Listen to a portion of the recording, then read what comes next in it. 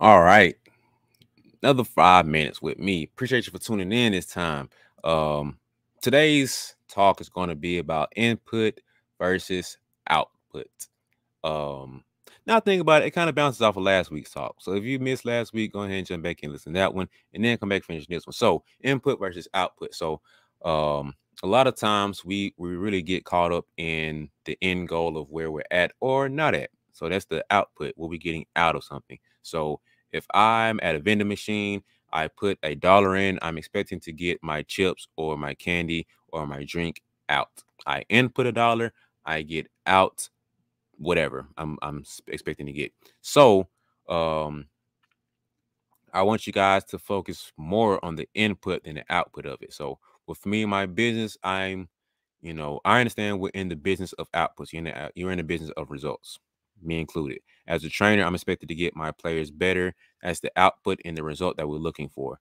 As a player, you're expected to produce stats and effects that produce wins. A coach is expected to produce wins. We're in the output, we're in a results business. What have you done for me lately thing? But more importantly, I want you guys to focus on the input, because if the input isn't good, the output is hard to get a good output. I think it's almost impossible to get a good output from bad input. If you're not putting in the right ingredients when you're cooking, you're not putting the right stuff to get a cake, how you expect to get a good cake out? Like, that's just not making sense here. And so I want you guys to really focus in on the input. So what guys are you putting in?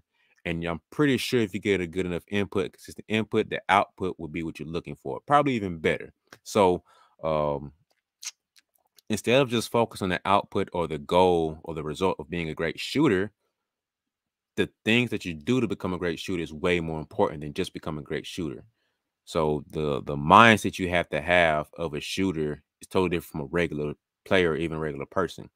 You have to have another level of confidence in your shot. You have to have another level of training and consistency to become a great shooter. Um, it's the journey on the path of becoming a great shooter that makes you so great to become a great shooter.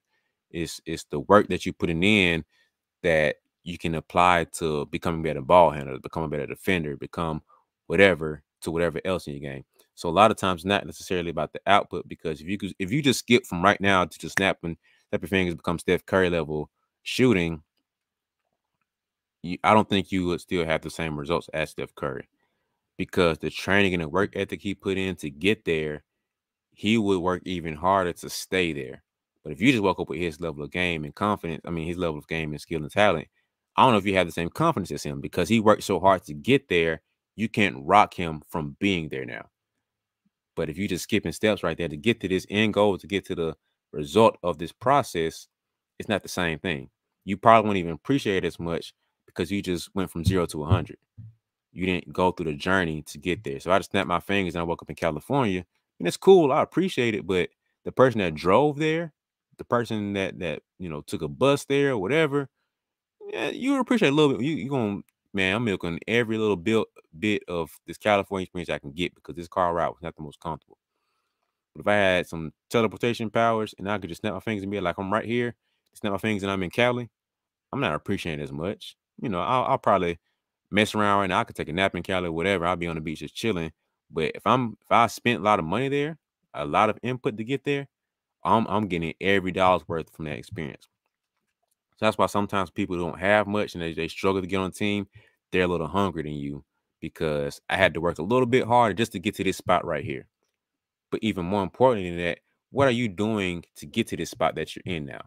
So don't lose your hunger. Don't lose the motivation and drive you have to get this output, and lose the whole journey to get there. Like, progress really is the only goal, man.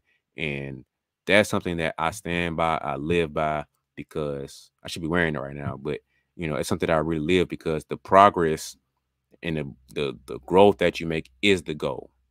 Not just the end goal of being wherever you plan to be, but the progress and the steps you're taking, the journey to get there, and not just the end destination is the goal. So being better today than I was yesterday, being better tomorrow than I am today, being 1% better every day gets you a whole lot further than just snapping your fingers from 0 to 100.